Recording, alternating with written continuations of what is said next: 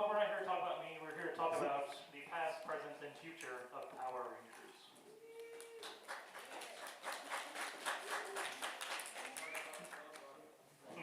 Mr. Assistant, if you could turn the lights off, please.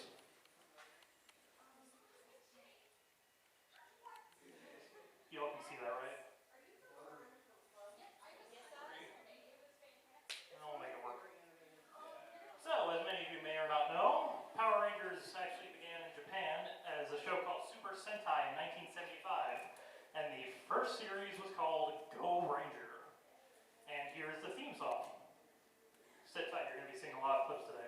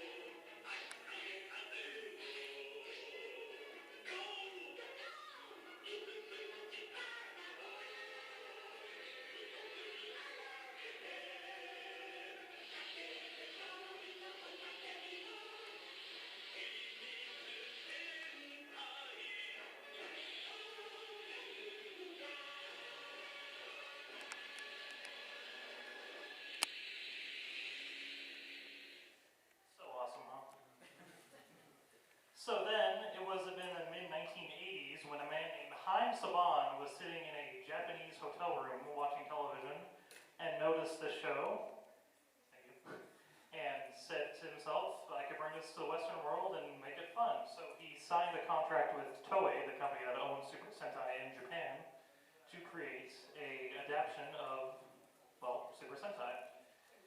He tried a lot. He tried with a series called Bioman, which never really came to be. He tried many, many years. People said he was crazy, it's never going to succeed, it's never going to be anything worth talking about or anything like that. So luckily Fox in 1992 gave him a chance with this series. It's called Kyoryu Sentai Jurenja.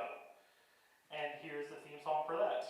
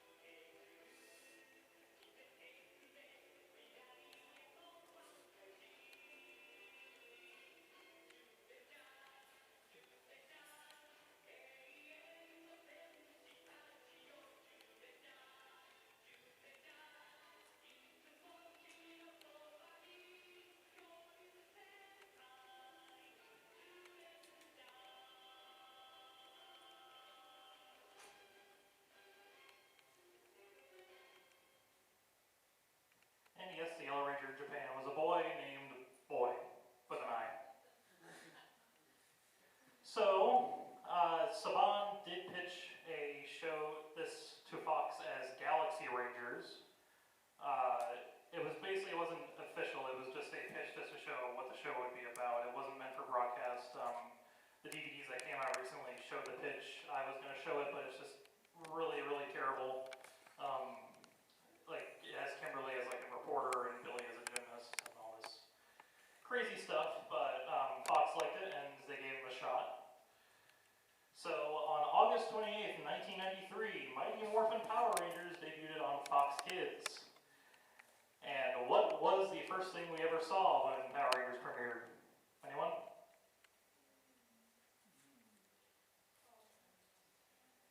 Oh, well. Feel free to sing along if you'd like.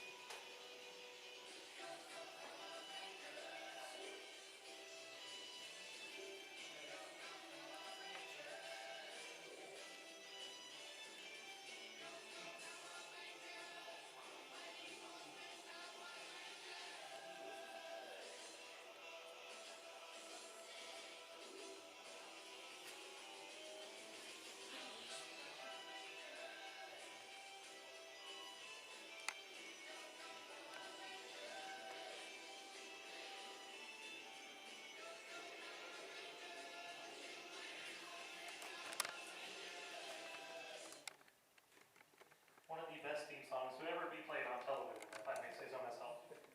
And who doesn't love Zach and his hip-hop keto moves? Okay, no one.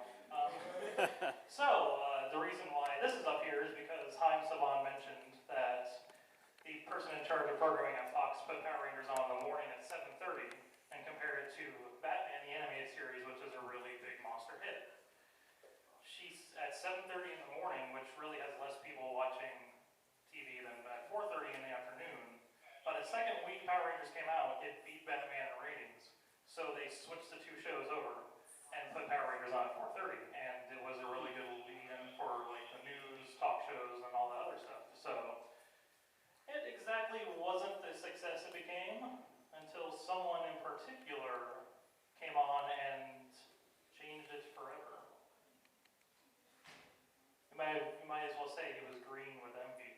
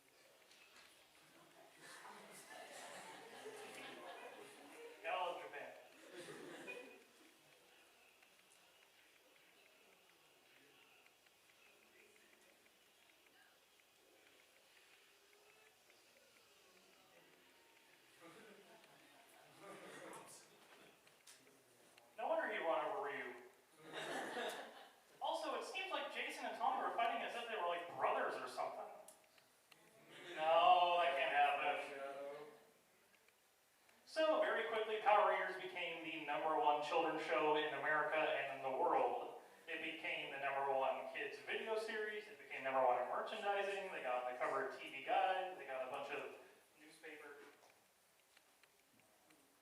Sorry, guys. We got a bunch of newspaper clippings. They became ambassadors for the DARE drug program, and the toys were so popular that stores had to limit the amount of people buy each day. That's right. So then in 1994, a little after 6 months after the show premiered, they set up an appearance at Universal Studios Hollywood. They said it was just a small presentation announcing we're the DARE ambassadors. What harm could it do? They got over 10,000 calls about the Ranger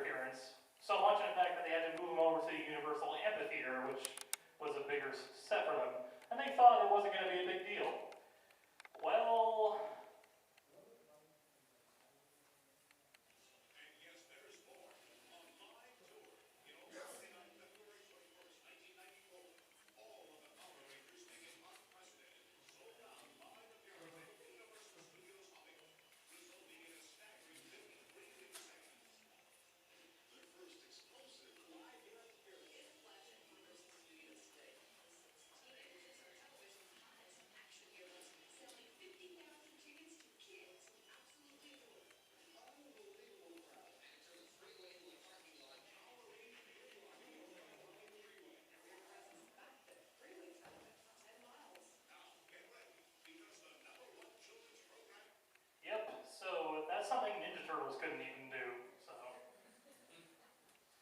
So then, as we all know, after mid-season 2, Tommy went from green to white. They set it up as something big and revealing, and it really wasn't. Because Tommy's awesome, apparently. I like him better as green. I'd wait for that ass. That's right. So, at mid-season 2, there were some cast changes, as you all probably may or may not know. The actors who played Jason, Trini, and Zach left the show due to pay disputes. So they had to reuse stock footage or use stand-ins or dubbers for them to be there to go off and take over. So then in 1995, the movie came out. And let me ask people this, has the movie aged up at all? The first movie? It didn't age you when it was new. Exactly. And then Kimberly left and was replaced by a stupid Australian girl named Catherine. She was an actual cat. Exactly. And then they had a suit change where they introduced the Mighty Morphin Alien Rangers, which were these alien ninja people for some reason. Exactly. So then they decided to change from Mighty Morphin Power Rangers over to Power Rangers Zeo. And it meant new suits, new weapons, new Zords, new villains, new everything, and the return of Jason as the Gold Ranger for 14 episodes, and then he left. Poor awesome St. John. So now we come to a controversial topic here. When Power Rangers Turbo came out, they also opened with a feature film called Turbo, a Power Rangers movie, and kicked out the old Blue Ranger and replaced him with a kid who grew every time he morphed. And sounded the same every time he morphed. And apparently knew more than teenagers. Because of this, the ratings went down, so they had to do something. Get out the entire veteran cast except for Justin and replace him with 4 newbies that you've never seen before or heard of, or probably not even care about. Luckily, though, this change did save the show from being canceled. It only saved it to be on for 1 more season, however. So this led to Power Rangers in Space, probably one of the best Power Rangers seasons ever to hit the screen. This featured a first for many. For example, a villain being connected to one of the Rangers by blood, a team of evil Rangers with motives and desires of their own, and a big universal attack around the universe, of course, attacking multiple planets, including Earth, and the death of Zordon. And how many of you want to see Zordon die? All right, 2's enough. Good enough for me.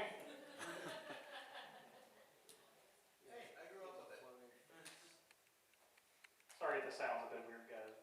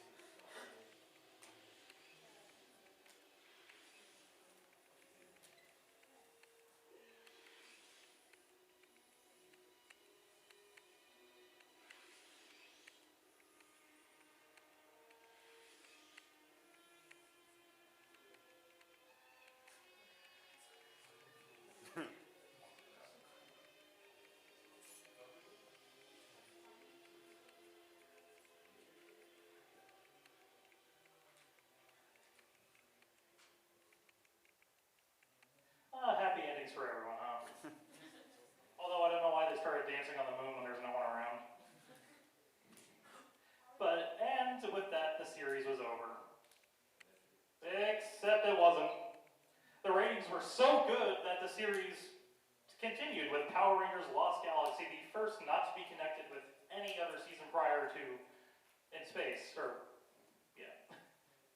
any season Mighty Morphin in Space. The first series with its own original storyline. Yeah, exactly.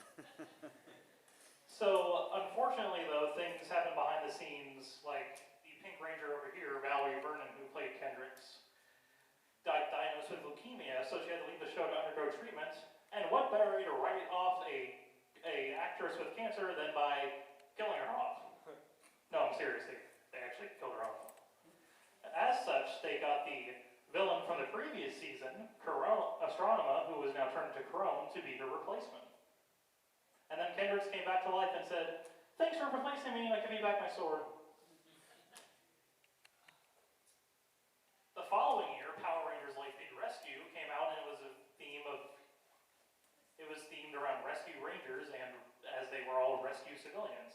This was also the first season to introduce the first fully American Power Ranger, the Titanium Ranger. Since the Sentai Go-Go 5, hence the name, didn't have a 6th member, so they just made up the Titanium Ranger stuff. And he was awesome. Then Power Rangers Time Force premiered. Oh, Time Force. That series is so good on so many levels. So good, in fact, that these two guys right here, Vernon Wells and Edward Albert, are Oscar-nominated actors. I'm serious, I'm not kidding about that. That's an actual fact. Vernon Wells was in Mad Max 2, I believe. And he was in a lot of westerns. He's less known, but he's experienced, unlike a lot of these people. So then Power Rangers Wild Force premiered in 2002 and celebrated the 10th anniversary by going all red.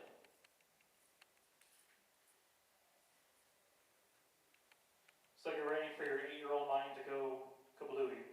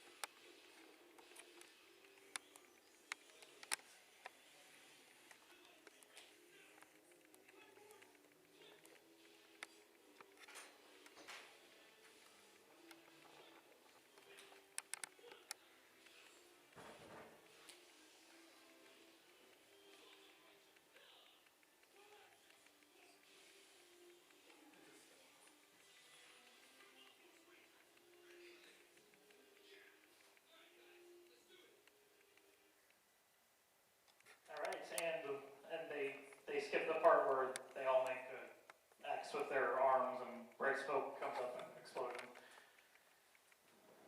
And of course we're going to watch them fight.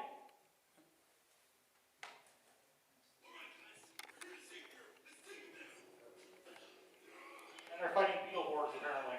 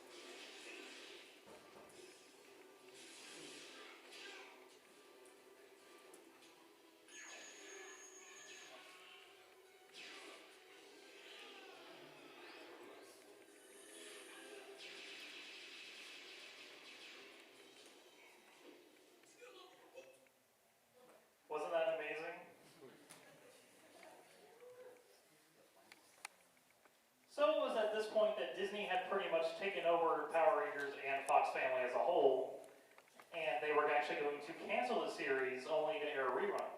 Luckily though, two writers who were working for Disney at the time convinced them to continue the show, and it would be cheaper to film it in New Zealand. As such, we were introduced to Power Rangers Ninja Storm, which is a tongue-in-cheek ninja series, which introduced the very first gender swap team, with the yellow being the boy and the blue being the girl. And it was the first Ranger team to start out with 3 instead of 5, adding 2 more later on. And another one. Then Power Rangers Dino Thunder came out in 2004, celebrating, and the series had reached its 500th episode. Not even The Simpsons reached their 500th episode by then. This was 2004. Simpsons reached their 500th episode in 2007. And it also featured the return of a quote-unquote legend.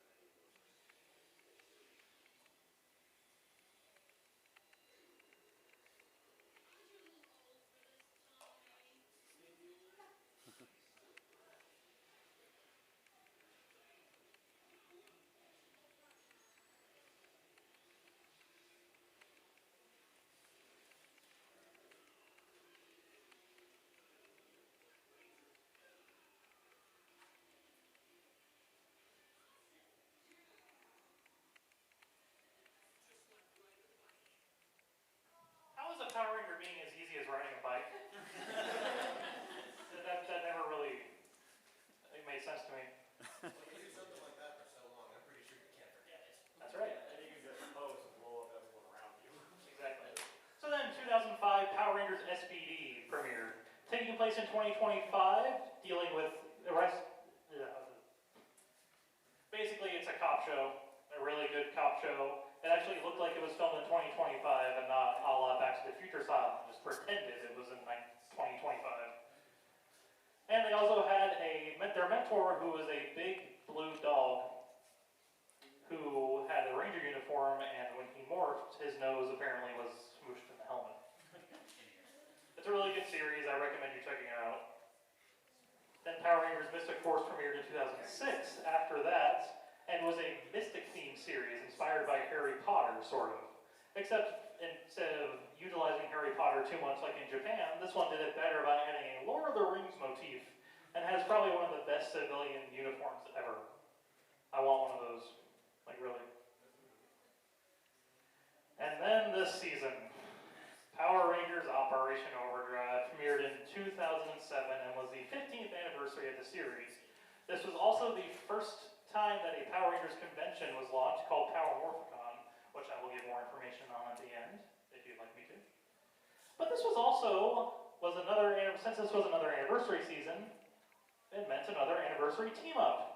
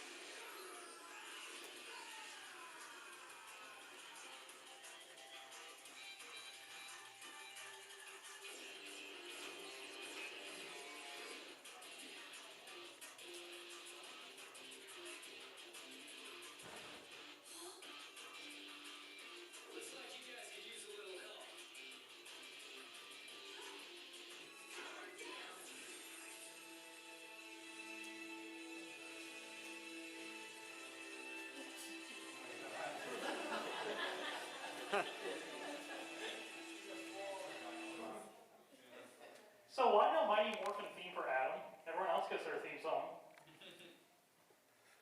Then in 2008, Power Rangers Jungle Fury premiered, and also introduced 3 other American Power Rangers. There's something I wanted to mention. I'm not a fan of the series, so we can skip that. So at this point, Disney was ready to cancel the show after Jungle Fury, because it got either too expensive, too violent, and blah, blah, blah, blah, blah, blah, blah. Excuses, excuses. Luckily though, Jetix Europe convinced them to film the show for 1 more season, and Bandai was going to keep making toys whether there was a show or not.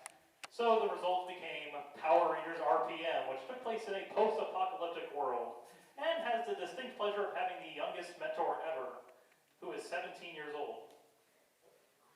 And this led to very dark moments, but also very funny moments, like this one.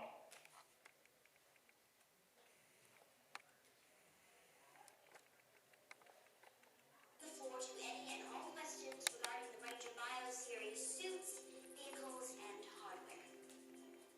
Anyone? Speak now or forever hold your peace. What do you mean, what eyes? Right there? The front of our orbs. They are not eyes. They're optical field scanning sensors for your cockpit's HUD display. Well, they look like, they look like... They look like eyes. Big, googly anime eyes. Next. Sometimes when I morph, I can't help but notice this gigantic explosion right behind me for no apparent reason. I assume you're referring to the residual energy runoff that is sometimes necessary to clear the suit's biofuel channels during a I'm referring to the 6-story high fireballs, like that one, right there. Did that happen to me in the kitchen or something? We morph. Is it absolutely 100% necessary that we scream RP and get in gear at the top of our lungs? That's a very good point. Some of us out there are trying to impress chicks. It's definitely not helping. The vocal call-out is a voice recognition safety and security measure. Well, maybe we can have a bit of a change soon. A change. Like Rangers to the Rescue, or Ranger Justice Unleashed. Justice is an abstract ideological concept. We deal with tangible realities, not justice. You want justice? Read a comic book. Next. So, and it had many. Ziggy even questioned the explosion in the episode. He said, "Oh, right there, see? It was really funny. I checked out that season.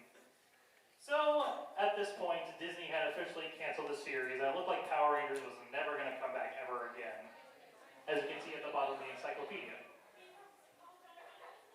So, Disney decided to do the thing and basically mess up our childhoods by launching a re-versioned version of Mighty Morphin Power Rangers with Batman-like boom, pows, and comic book graphics that just looked really weird and gave you headaches.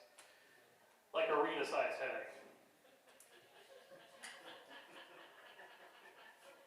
So, in response, Haim Saban bought the series back from Disney for about $48 million and planned to air the series on Nickelodeon again.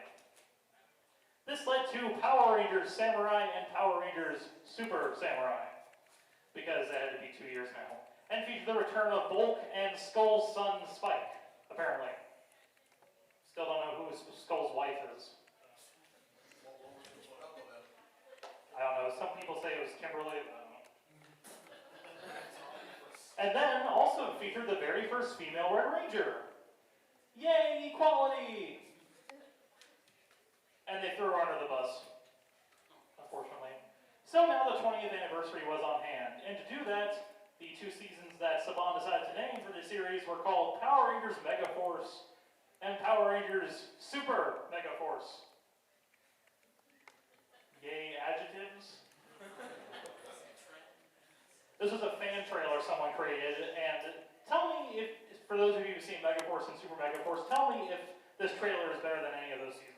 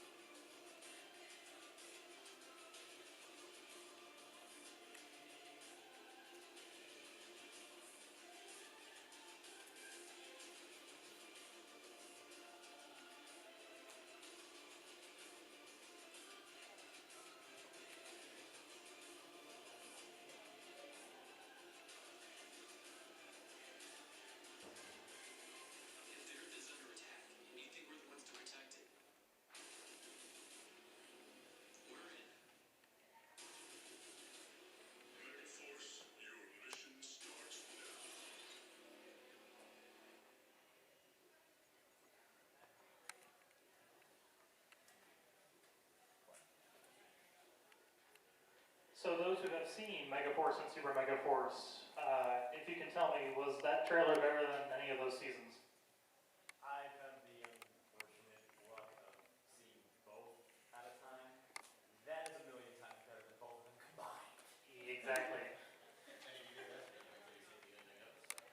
Oh, that was Speaking of which, the legendary battle! It was supposed to be every single Power Ranger ever in a huge, massive battle with 11 Rangers reprising their roles. And the end result was not good.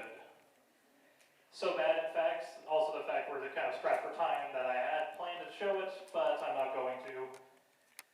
So if you want to look it up for yourself, go ahead. It's a good thing to sleep to, though.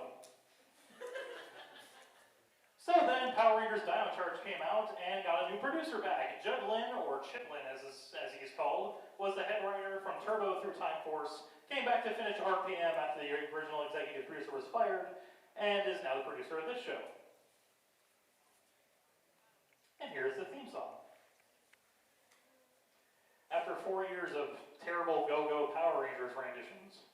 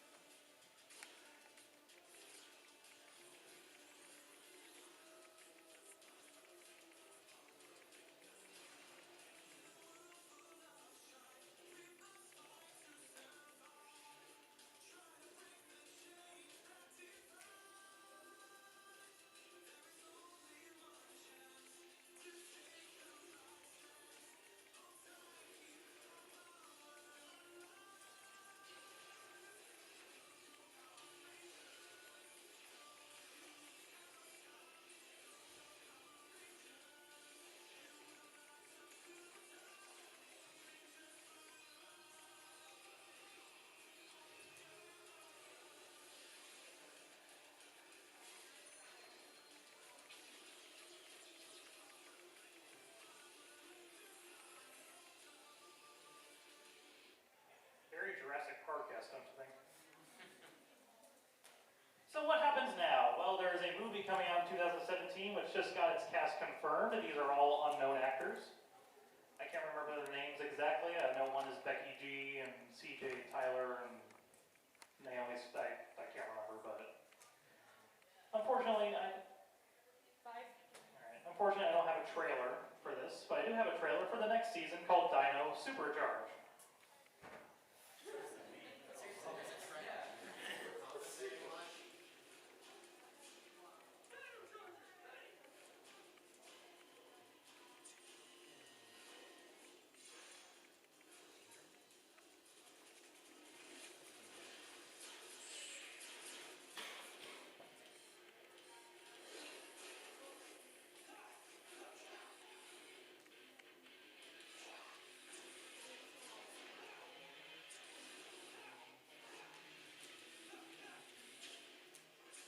That's actually the Graphite Ranger. That's the Silver Ranger.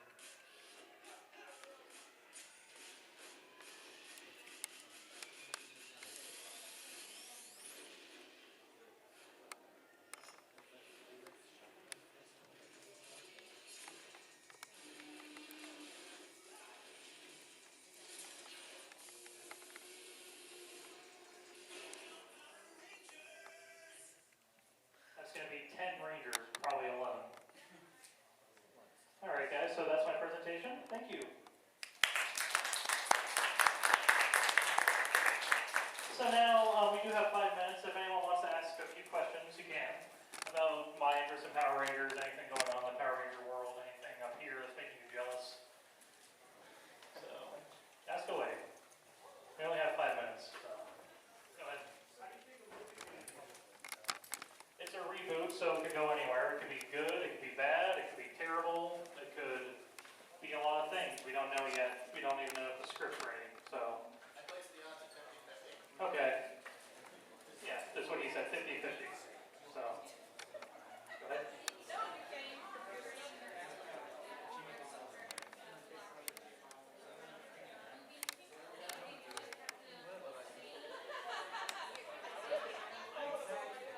It's a reboot, so it doesn't matter to me. They want to keep it diverse. So, you know, I really don't care. I would go for an all-female Power Rangers movie, to be honest. So it really doesn't matter to me. You know, it's not, you know, those reports saying it should be racist like it was in the 90s. I'm like, what? So, you know, I don't care personally. It doesn't ruin my childhood or anything like that. Panel-Tucson is it's every 2 years in Pasadena, California. It's August 12th through the 14th at the Pasadena Convention Center. It's a fan-run Power Rangers convention. It features guests, vendors. Savant Brands actually goes there every year and reveals the cast for the next season. You can go online to officialpowermorphicon.com and you can find information there. So it's a really exciting event. If you're a really big Power Rangers fan, you should go. It's like the San Diego Comic Con for Power Rangers fans.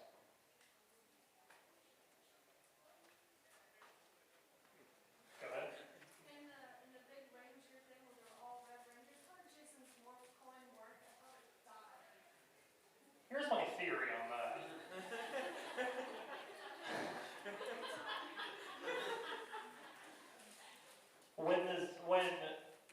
When the Z-Wave went across the universe, it possibly restored their powers. That would be my guess, because really in this show, I think their powers, like at one point or another, stay intact. While also the fact that the ninja coins were the ones that were destroyed while the original coins were damaged. Like if you saw the In Space episode where Adam came back, his Morphin was all cracked. Those could partially work, and those were still around. So that's just my theory. I think no Ranger loses their powers, unless you're Tommy. The Z-Wave took all the Rangers prior to space, even space powers away, so they didn't. You could still see the Space Rangers have their Morphin. It just powered them down, I guess. I don't know. Exactly.